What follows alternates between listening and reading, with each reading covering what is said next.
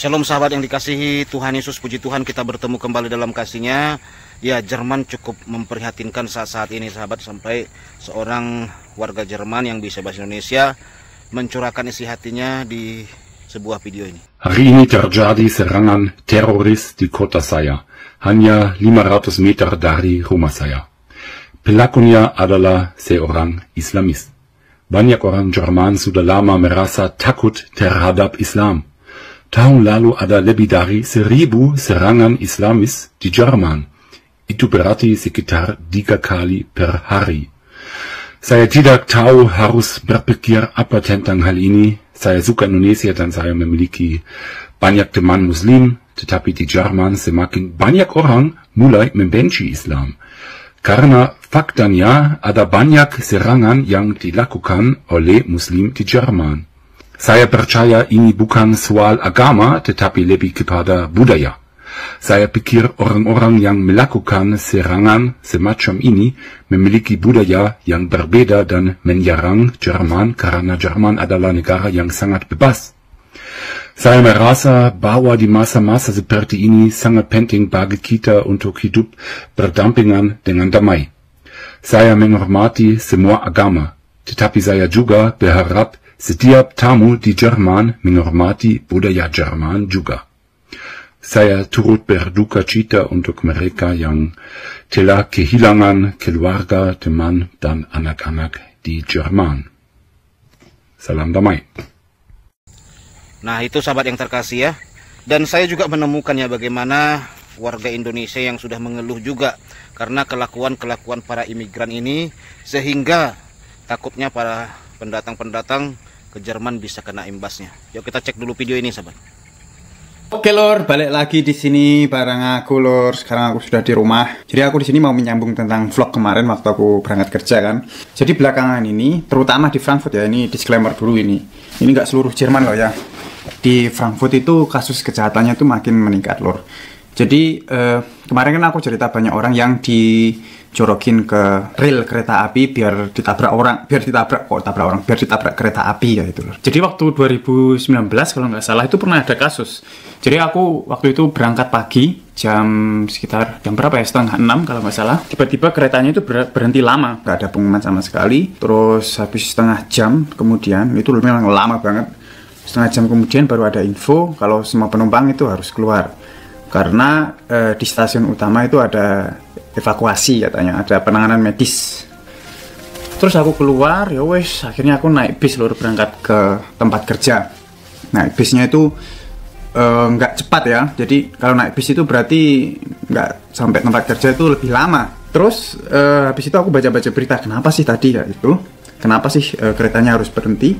Ternyata itu ada seorang ibu-ibu sama anaknya yang dicorokin ke rel kereta api.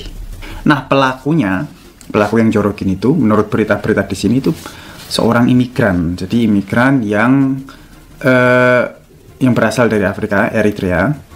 Motifnya apa juga nggak tahu. Terus ibunya itu selamat. Nah, anaknya yang nggak selamat. Anaknya kelindes lor. Jadi bisa kalian bayangkan ya. Maksudnya ibunya itu pasti trauma seumur hidup lor. Lihat anaknya nggak ada di depan mata sendiri ya gitu kan, apalagi sangat naas kejadiannya.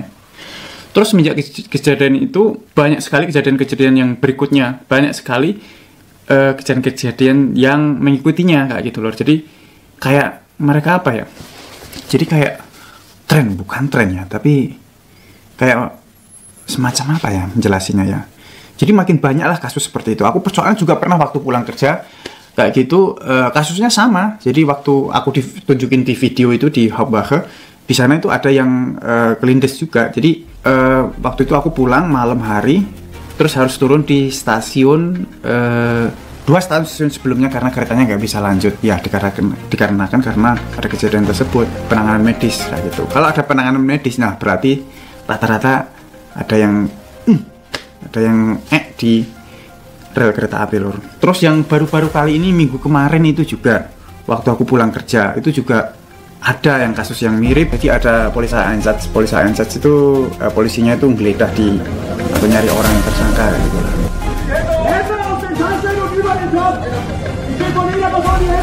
Waktu itu ada laporan kalau ada seseorang yang diduga mau dorong seseorang kayak gitu loh. Laporan aja, soal itu datang polisi banyak banget. Cuma mereka nggak temukan pelakunya, tapi belum ada action.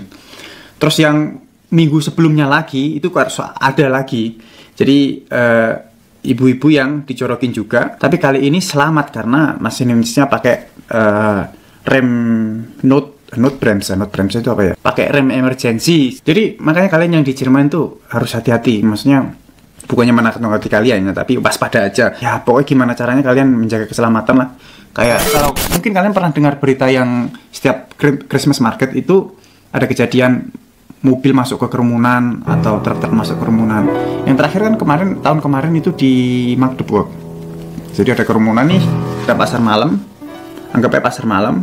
Terus tiba-tiba ada mobil yang nyerutuk ke kerumunan, jeriet kayak gitu, kencang banget. Itu pelakunya juga imigran loh. Kalau sesuai berita di sini itu malah pelakunya itu pernah kerja di bidang kedokteran kayak gitu. Jadi nggak orang-orang geblek, orang-orang pintar juga. Jadi belakangan ini itu kayak ada gap gitu, kayak ada jarak atau kesenjangan antara orang asing dan orang Jerman. Kalau kalian cek berita belakangan ini tentang Jerman yang lagi hot-hotnya itu pemilu di Jerman lor. Pemilu di Jerman, milih Bundeskanzler lagi lor. Kanselornya itu Olaf Scholz itu dianggap gagal. Makanya terjadi perpecahan di dalamnya lor. Di Bundestag di sana terjadi perpecahan. Terus akhirnya dilakukan pemilihan baru lagi. Masalahnya itu adalah partai kanan di sini itu semakin banyak pemilihnya lor. Jadi mungkin orang-orang yang nggak setuju dengan kebijakan untuk orang asing yang ada di sini, pasti mereka memilih partai yang sayap kanan ini, dan itu sangat tinggi sekali sekarang kan pemilihnya, dan itu perkembangan jumlah pemilih dari partai kanan itu semakin pesat loh. Bahkan yang partai besar pun ada partai namanya CDU, itu dikabarkan mereka mau koalisi juga sama partai yang sayap kanan ini. Makanya kok kalau partai sayap kanan ini menang terus mimpin Jerman, bayangin aja lor, gimana nasib kita nih sebagai imigran juga. Aku kan juga orang imigran ya, tapi imigran terpilih lah ya, nggak imigran yang buat ontran buat kekacauan kayak gitu seperti yang aku ceritakan. Mungkin orang Jerman sudah bosan dengan kebijakan-kebijakan sebelumnya yang itu aja ya. Mungkin butuh gebrakan kayak gitu, butuh yang power biar ya Jerman semakin kuat, semakin makmur. Karena kalau kalian tahu sendiri ekonomi Jerman semakin lemah lah gara-gara perang Ukraina Rusia, itu juga terjadi banyak inflasi di sini. Makanya Jerman itu butuh yang powerful. Itu pikiranku sendiri loh ya, makanya banyak orang yang memilih partai kanan gitu. Istriku aja sudah bingung, wah piye ini kalau partai kanan menang, ini kita mau pindah Indonesia. Tapi kalau misalkan partai kanan pun menang, nggak mungkin semua orang asing dikeluarkan dari Jerman kan, nggak mungkin kan. Siapa yang ngerjain kerjaan-kerjaan kasar, ngosek WC, dodolan, tukang parkir, sopo sing ngurusi, sopo sing nglakoni, orang asing semuanya. Makanya lor, ini wah, Jerman ini makin lama makin bulet. Ini nggak tahu nih pemilunya belum bentar lagi berjalan ini. Oke lah lor, jadi curhatnya gitu aja lah hari ini. Terima kasih untuk kalian yang sudah menonton video kali ini. Jangan lupa tetap di like, komen, subscribe, dan di share. Tetap sehat, tetap semangat, terus berkarya, pokoknya mantap. Dadah. Jerman ya, dan di beberapa negara di Eropa dan di Amerika lagi mengalami namanya fobia terhadap agama sebelah ini sahabat.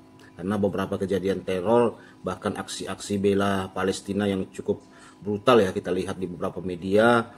Kemarin saya cuplik juga videonya sahabat, aksi-aksi bela Palestina sampai mengganggu orang, melakukan hal-hal kekerasan gitu ya, sehingga banyak orang Eropa, Amerika ini trauma terhadap para imigran ini sahabat.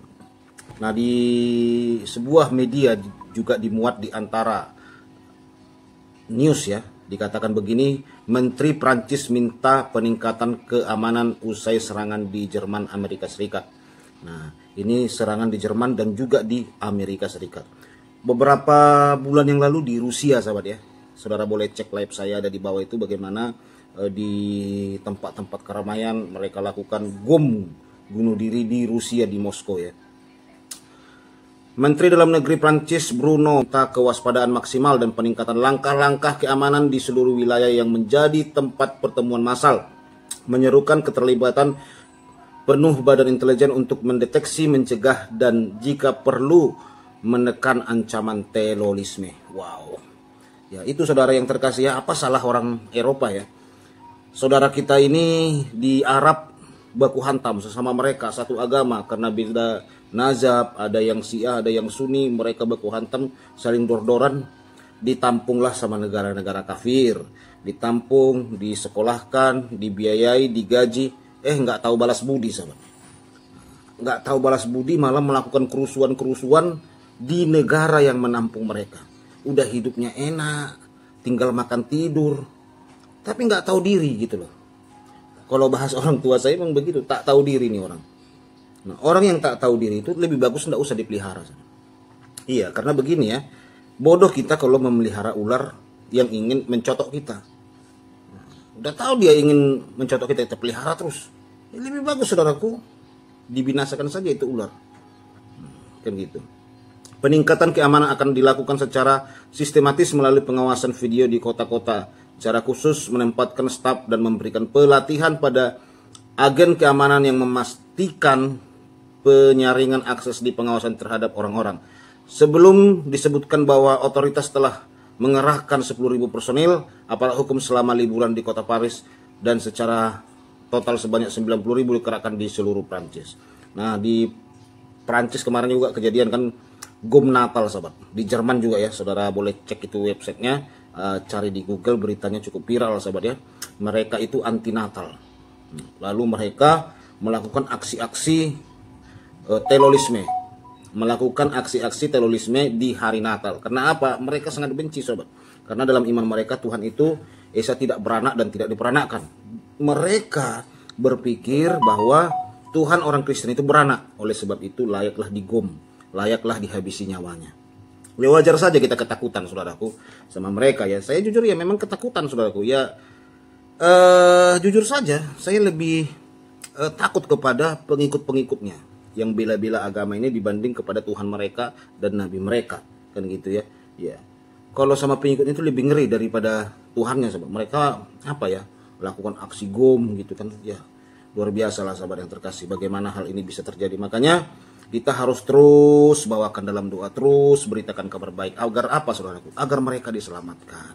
Ya, karena seperti yang saya katakan sahabat ya, apa iya Tuhan itu bangga ketika kita meninggoy, terus kita nanti ada di pengadilan sorga, terus kita bertemu Tuhan. Tuhan berkata begini, berapa orang yang sudah kamu gom atas namaku? Berapa orang yang sudah kamu geruduk rumahnya membela namaku, membela agamaku, membela nabiku? Sudah berapa orang? Berapa orang yang kamu penjarakan orang? Ah Tuhan, sudah ada 50 orang kupenjarakan orang demi membela namamu, membela nabimu Tuhan. Kata Tuhan langsung gini, wih mantap sekali umatku. Udah banyak sekali kau penjarakan orang, udah. Oh jadi gimana, sengsara nggak anak istrinya? Sengsara Tuhan. Kau geruduk rumahnya, kau geruduk Tuhan. Kata ini umatnya, wah mantap, itulah membela namaku, membela nabi. Oleh sebab itu kau layak masuk surga. Logika kita mikir sahabat, apa iya Tuhan begitu? Terus nanti ada orang baik gitu ya, taat ibadah, dia tidak pernah penjarakan orang, dia tidak pernah lakukan terorisme, dia tidak pernah menggeruduk rumah orang membela nama Tuhan, tapi dia orang baik. Lalu sampai di hari pengadilan setelah dia meninggoy, apa yang sudah kamu lakukan? Ya saya taat saja ibadah. Terus apa yang kamu lakukan ketika namaku diejek? Ya Tuhan, aku mengampuni saja. Tuhan ampuni dia Tuhan. Tuhan, aku berdoa buat mereka supaya Tuhan tidak menghukum dia. Kamu tidak ada geruduk rumahnya? Nggak ada Tuhan. Terus datang Tuhan, nggak ada kamu gom, nggak ada kamu bela, nggak ada kamu penjarakan mereka. Nggak ada Tuhan. Ke neraka kamu. Ngapain kau jadi umatku? Neraka saja, ke neraka sana. Silakan masuk neraka. Mari. Dari ilustrasi yang berkali-kali saya sampaikan ini sahabat, kita mikir, apa iya Tuhan itu bangga kita geruduk rumah orang? Apa iya Tuhan itu kesenangan gitu? Wow, Tuhan senang kalau kita banyak memenjarakan orang atas nama Tuhan, atas membela nama Tuhan dan nabinya. Jangankan Tuhan, sahabat ya, saya rasa Rasul Petrus, Rasul Paulus, nabi-nabi di Alkitab, raja-raja, imam-imam, pendoa-pendoa, penghikmat, ketika kita menunggu ketemu dengan mereka nanti di surga, saya percaya 100% tidak akan senang karena kita katakan, hai Rasul Yohanes, sudah kubela namamu selama ada di dunia. Aku berjuang, sudah banyak orang kugeruduk, sudah banyak orang kupersekusi, kupenjarakan karena membela namamu, hai Rasul Yohanes. Terus Rasul Yohanes berkata begini, wih mantap sekali, hebat, itulah umatku, katanya. Lalu dia katakan kepada Tuhan, Tuhan, ini ada umatku, pengikut Kristen. Sudah banyak sekali orang dipenjarakan, Tuhan, digebukin, digeruduk, rumahnya sudah banyak demi membela namaku, Rasul Yohanes. Terus datang Tuhan melihat, wah ini baru mantap, ini umatku, wah ini level tertinggi nih, surganya harus kelas atas nih, kata Tuhan.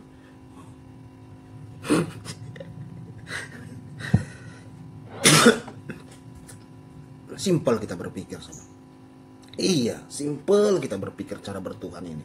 Kita sedang memuliakan Tuhan atau mempermalukan Tuhan. Kalau yang begini kayak di Jerman ini kan, mereka menganggap membela Tuhan, membela kota suci Tuhan. Kata mereka Palestina itu kan kotanya apa itu? Isra Mi'raj, kotanya nabi mereka. Dibela mati-matian sampai menghabisi, merusak negara orang, mengganggu orang, menggeruduk orang. Mereka anggap Tuhan mereka itu senang. Ya hak mereka, sahabat ya. Kalau memang begitu pengertian bertuhan ini, mari kita berpikir. Makanya saya tidak lelah untuk memberitakan kabar baik. Kenapa? Karena masih ada orang-orang yang beragama tetapi beragama mengganggu orang. Nah itu, mengganggu orang. Jerman, Amerika sudah mulai berbenah. Kita minta Indonesia juga mulai berbenah. Saya melihat dikit-dikit orang bela bangsa lain. Bangsa sendiri tak dibela. Coba saudara berpikir, apakah di negara kita ini tidak ada kesengsaraan orang miskin, orang susah? Banyak, sahabat. Saya melihat ya, orang membela Palestina itu luar biasa, dana yang mereka keluarkan, gelontorkan. Mereka menangis-nangis untuk membela negara lain. Saya belum pernah tuh lihat mereka menangis-nangis membela bangsa Indonesia ini karena ada orang kelaparan. Belum pernah. Tetapi kalau orang Kristen sering saya lihat, ada. Di tempat kami itu ada doa buat bangsa, doa semalaman buat bangsa. Sering itu, sahabat. Doa semalaman itu mulai jam 10 malam atau jam 9 malam sampai ke jam 5 pagi. Berdoa terus buat bangsa. Berdoa terus. Tuhan, bangsa kami banyak orang susah. Pemimpin kami Tuhan, berkati. Gubernur kami. Iya. Semalam-malaman berdoa buat bangsa itu. Sering saya lihat di Kristen. Lihat saudaraku yang terkasih. Bagaimana mereka itu membela bangsa lain. Wah, bisa sampai seharian loh demo di jalan itu yuk. Hanya khusus membela bangsa lain. Peduli sekali kalau Palestina itu kelaparan. Tetapi diam kalau bangsa sendiri yang kelaparan. Peduli sekali kepada Palestina itu kalau lagi ribut. Lagi ada cekcok di negara itu. Tetapi mereka ini semua diam, semua bungkam kalau ada keributan di negeri sendiri. Udah terbalik, sahabat. Udah terbalik. Saya sering bilang begini ya. Peduli sekali loh mereka ini sama bangsa lain. Apa begitu ajaran agamanya? Saya pikir gitu, saudaraku. Kenapa saudara saya bilang begitu? Karena dulu saya waktu masih di agama mereka ini tak begitu kali, saudaraku. Kenapa sekarang jadi begini gitu loh? Makanya saya semakin bersyukur percaya kepada Tuhan Yesus. Karena saya melihat kok semakin mundur gitu ya. Dulu enggak begitu-begitu banget loh. Dulu tahun 80-an, 90-an enggak ada pala terlalu bila-bila begitu. Ada enggak? Ya sudah ada. Iran dulu itu kan ada, saudaraku. Perang dunia itu kan yang keberapa itu tahun-tahun 80-an masuk itu dalam dunia, dalam berita, saudaraku. Iya, di TVRI kan. Udah heboh lah. Sudah heboh pada masa dahulu yang begitu. Sudah ada, tapi enggak ada terlalu kayak sekarang ini ya. Aduh Tuhan, peduli sekali terhadap bangsa lain, menangis mereka untuk bangsa lain, tetapi bangsa sendiri yang sengsara tak ada ditangisi.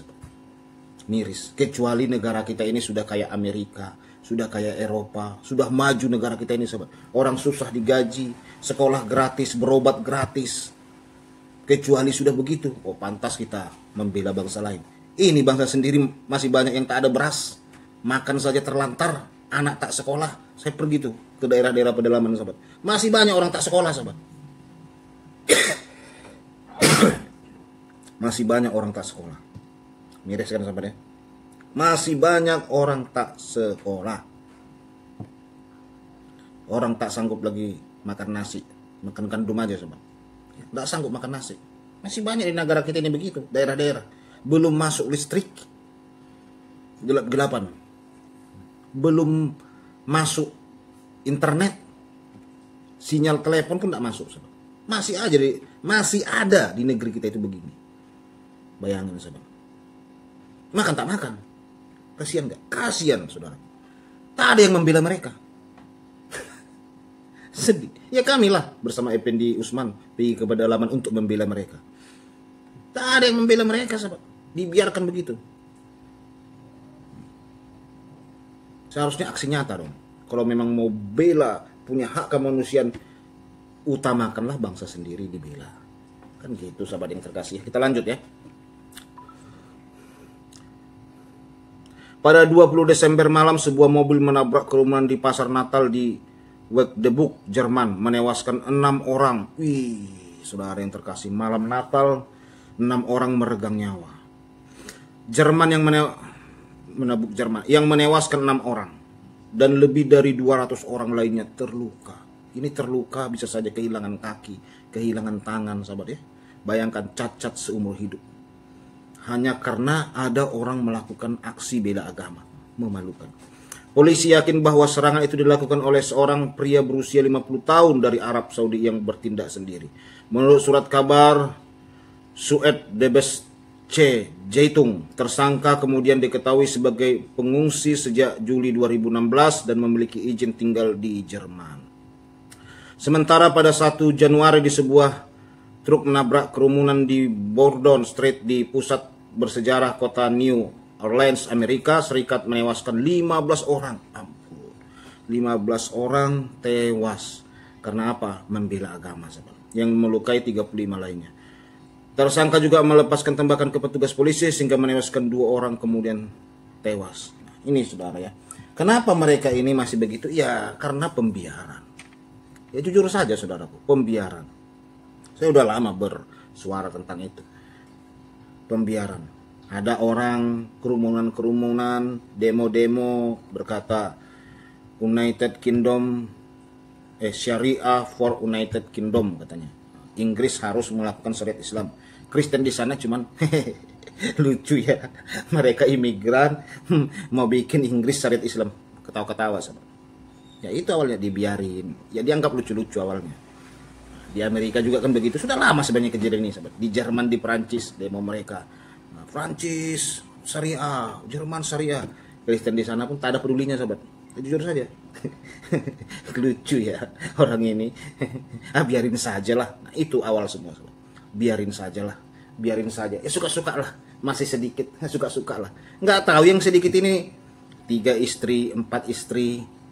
Cepat sekali berkembang sahabat. 1 istri saja 4 anak. Bayangin sahabat. Kalau 3 istri, 4 istri udah berapa? Sementara orang Eropa, Amerika, Jerman nikahnya lama-lama, kadang tak menikah. Menikah pun 1-2 anaknya sahabat. Bayangkan perbedaan yang sangat jauh. Percepatan jumlah yang cukup jauh. Tentu saja mereka ini lebih cepat sahabat. Mereka boleh poligami. Kan? Gitu saudara ya. Tentu saja. Nah sekarang begitu rame, mereka baru kelabakan sahabat. Kelabakan, kebingungan. Kok bisa begini? Mau diusir tak bisa. Itu kejadian di Inggris. Mau diusir imigran itu melawan. Bingung. Di Inggris sahabat. Kenapa? Bingung. Jumlahnya ternyata udah banyak sekali. Dulu diketawain saudaraku sama mereka di sana. Sekarang mereka sudah usir katanya. Iya, dulu diketawain. Sama itu kayak cerita-cerita yang lain itu ya. Dulu banyak itu cerita-cerita dianggap lucu-lucu gitu. Ternyata benaran. Iya kan? Ya kayak umpamanya Palestina Israel inilah. Nah, di dalam Alkitab, Israel ini kan sudah tercatat ribuan tahun lah, sahabat ya. Lalu diklaimlah Yerusalem adalah Palestina katanya. Orang pada ketawa sahabat. Aneh, konyol ya. Kata orang-orang di sana ya. Mungkin orang Israel pun ketawa-ketawa gitu sahabat. Lihatlah sekarang. Lihatlah sekarang sahabat. Hanya karena masalah Palestina Israel ribut sampai sekarang. Saya percaya dulu itu diketawain sahabat. Ambil aja lah. Ini milik kami, ini tanah kami. Kata orang-orang sahabat. Biarinlah. Suka ini tanah kami. Ini Israel ini juga tanah kami. Tanah Kanaan milik kami katanya. Ketawa orang sahabat. Iya, karena banyak orang Kristen begitu, jujur saja sahabat. Diketawain masih sedikit kan. lucu orang ini ya. Dari Arab kok bisa datang ke sini tiba-tiba klaim Israel menjadi tanah mereka katanya. Diketawain sahabat. Tetapi apa yang terjadi sampai sekarang? Sampai sekarang Israel saudaraku kerepotan juga meskipun mereka selalu menang ya. Selalu menang, tapi kerepotan juga saudaraku. Repot sampai sekarang. Penggiringan opini yang sangat luar biasa di internet. Ya. Itu saudara. Itulah. Makanya hal-hal kecil harus diantisipasi. Saya pernah tuh reaksi ya. Ada seorang ulama berkata, Danau Toba milik orang Arab. Cepat langsung saya antisipasi itu sobat. Tak mau saya ketawa mengantisipasi itu. Ya, ada orang berkata, lucu ya, apa mungkin ya Danau Toba. Apa mungkin ya Danau Toba milik Islam, milik tanah orang Arab. Saudara sekarang ketawa-ketawa. Saudara sekarang menganggap itu lucu-lucuan sahabat. Tapi akan terjadi nanti 20, 30, 50 tahun ke depan itu akan diklaim. Itu sudah banyak itu kejadian-kejadian begitu sahabat. Makanya Ratu Diana di Inggris itu kan sudah lama itu diklaim sahabat sebagai keturunan Nabi. Tahu saudara kenapa? Ya karena udah ada rencana strategis di balik itu semua. Betul saya katakan itu. Sudah ada strategi di balik itu semua. Orang Inggris apa? Ketawa-ketawa sahabat. Ratu Diana keturunan Nabi, orang Arab. Biarin saja lah, biarin saja. Lucu ya pernyataan mereka, klaim senaknya. Ketawa-ketawa sahabat ya. Iya, tetapi lihat sekarang saudaraku, mereka sabar menunggu itu. 10 tahun, 20 tahun saudaraku, mereka akan klaim Inggris itu tanah mereka. Itu saudara yang terkasih ya. Itu. Makanya kita harus berjaga-jaga dan berdoa senantiasa supaya Tuhan menolong kita. Tuhan Yesus memberkati kita semua. Shalom.